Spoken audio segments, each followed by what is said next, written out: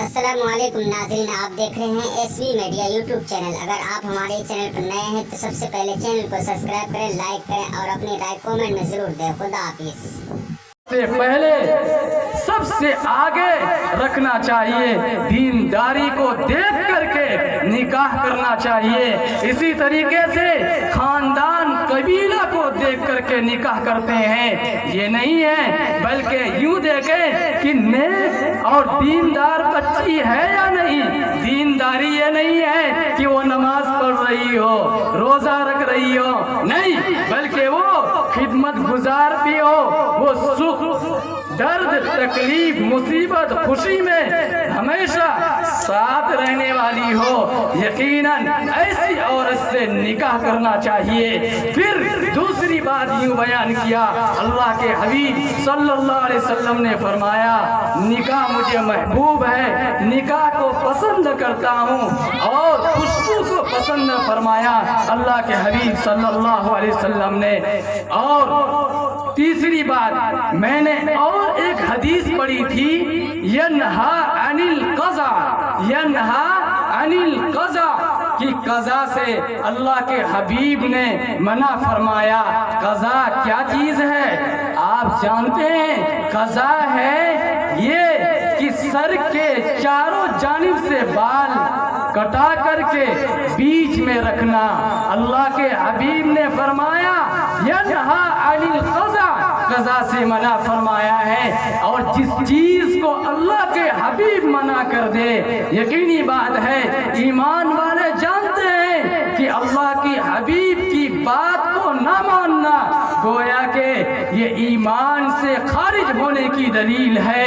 یقیناً اس کو ہر ایمان والے مانتے ہیں، لیکن آج ہم مسلمانوں کا تیور بدل گیا، نوجوانوں کا حال عجیب و غریب سا ہو چکا ہے۔ وہ فیشن اور ایک سے ایک ڈیزائن کی کٹین کٹا کر کے وہ 100-150 روپیہ دے کر کے وہ تصویر لگی رہتی ہے، جس طریقے سے بال کٹانی ہوتی ہے تو یقیناً یہ نوجوان جاتا ہے اور اس پر ہاتھ رکھ کر کے جس پر تصویر لگی ہوتی ہے کہ ایسے بال کاٹا جائے، یقیناً نہیں، وہ اس کو بال کاٹ کے دیتا ہے اور اس سے 100-200-150 روپیہ لے لیتا ہے۔ یقیناً میرے بھائی وہ سمجھتا ہے میں بہت بڑا ہیرو معلوم ہو رہا ہوں، میں بہت بڑا سپر پاور دکھا رہا ہوں، میں سب سے زیادہ افلاطون نظر آتا ہوں۔ میں یقین کے ساتھ کہوں گا وہ چھچوڑا معلوم ہوتا ہے، دیکھنے میں اچھا معلوم نہیں ہوتا۔ اللہ کے حبیب کی سنت کو زندہ کیجئے۔ آپ 3 طرح کے بال رکھے ہیں، کیا جمہ وفرا بال رکھنا چاہتے ہیں تو آپ کے بال یہاں سے لے کر کے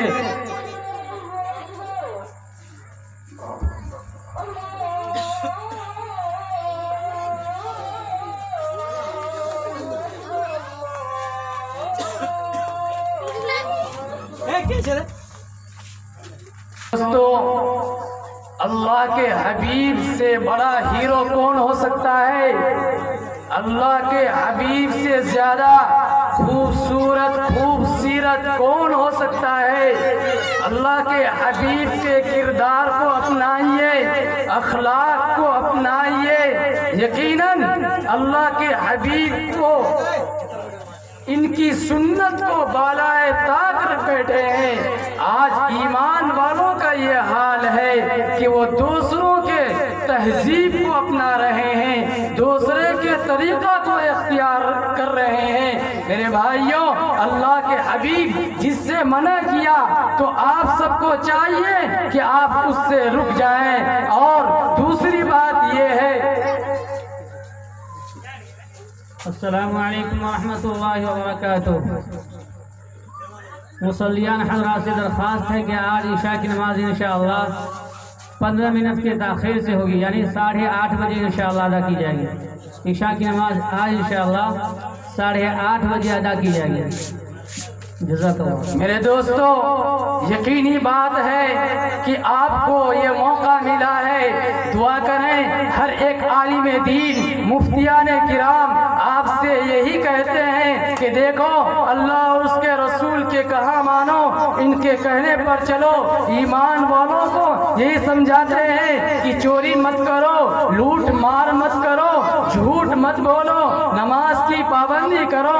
हर एक मुफ्तियाने किराम इसी उन्वान पर बयान करते हैं, बातचीत करते हैं, लेकिन सुनने से ज्यादा जहाँ तक ये कोशिश होनी चाहिए कि हम इस पर अमल पैरा हो जाए, अमल करने की कोशिश करें। मेरे भाइयों, बातें बहुत ज्यादा है, लेकिन मैं आपसे और एक दो बातें करके अपनी जगह लूंगा।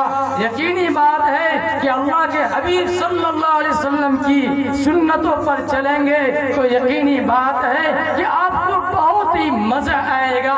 मैं इससे पहले आपके सामने एक आयत करीमा की तिलावत की। क्या यकीनी बात है, अल्लाह के हबीब सल्लल्लाहु अलैहि वसल्लम को ये कहते हैं, क्या अल्लाह के जानिब से ये पैगाम मिलता है?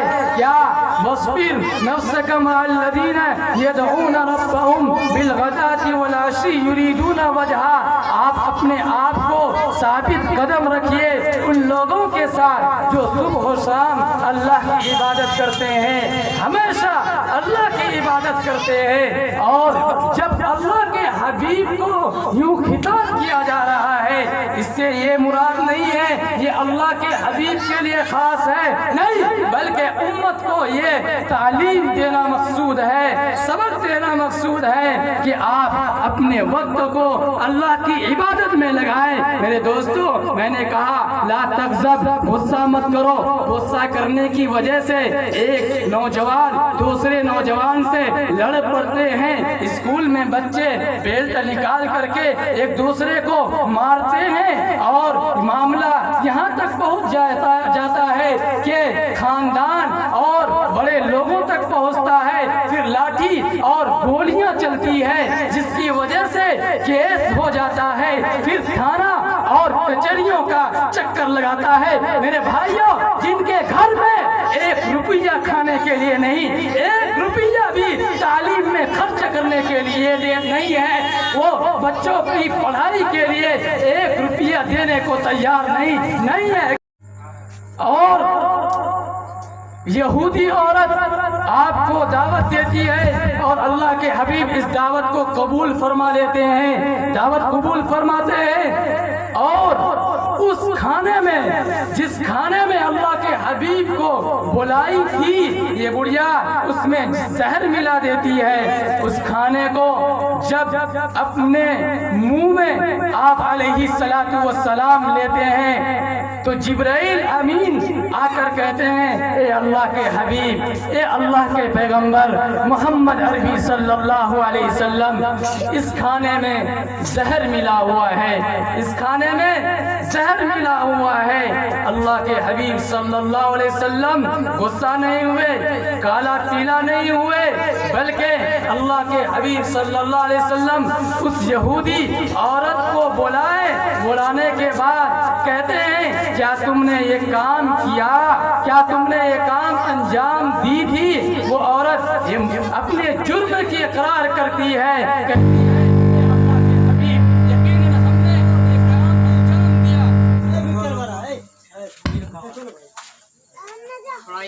अल्लाह के हबीब हमने ये काम अंजाम दिया है।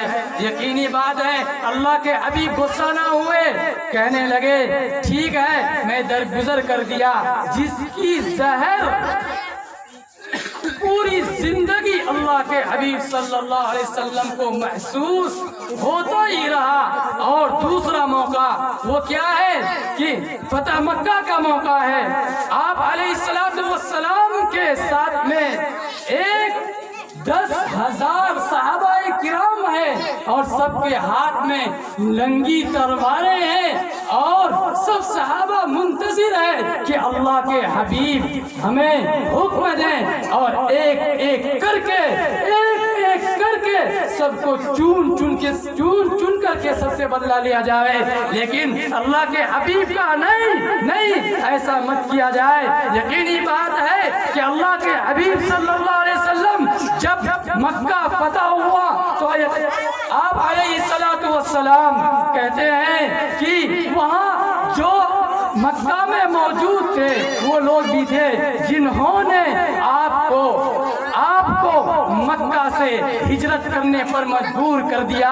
جب آپ علیہ السلام مکہ چھوڑ کر جانے لگے تو منہ موڑ کر کے دیکھتے ہیں اور کہتے ہیں اے مکہ، اے حرم شریف، اے بیت المقدس، اے بیت اللہ شریف، میں آپ سے جدا ہونا پسند نہیں کرتا، میں آپ سے کیسے دور ہو سکتا ہوں؟ اے میرا وطن، ہم آپ سے جدا ہونے کو گوارا نہیں کرتا، لیکن ان کم بختوں کی وجہ سے اور اللہ کے حکم ہونے کی بنیاد پر میں آپ کو چھوڑ کر کے جا رہا ہوں۔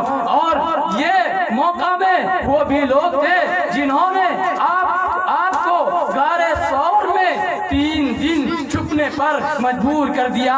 اور ان موقع میں اور فتح مکہ کے موقع میں وہ بھی لوگ موجود تھے جنہوں نے حضرت بلال رضی اللہ تعالی عنہ کے پاؤں میں رسی باندھ کر کے گلیوں میں گھسیٹا اور گرم ریت میں تپایا گیا۔ اور اس موقع میں، اس فتح مکہ کے موقع میں وہ لوگ بھی موجود تھے جنہوں نے آپ علیہ السلام کے کمر پر اوچھ رکھ دی گئی۔ یقیناً سب ڈر رہے ہیں، مکہ کے لوگ ڈر رہے ہیں، عورتیں ڈر رہی ہیں، بچے ڈر رہے ہیں کہ آج کیا ہوگا، کیونکہ میں نے محمد پر ظلم کیا، ان کے ماننے والوں پر ظلم کیا۔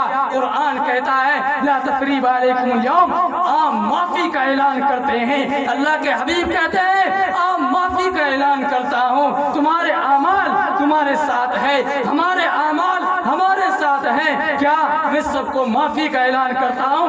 ہے کوئی ساری دنیا میں، ہے کوئی ایسی شخصیت جو ساری دنیا میں ہو جو کہ اتنے بڑے دشمن کو معاف کرتا ہو، جنہوں نے آپ کی زندگی کو کیا خراب کر کے رکھ دیا اور جنہوں نے آپ کے راستے پر کانٹے بچھایا؟ ہے کوئی ایسا مرد مجاہد ہے دنیا میں؟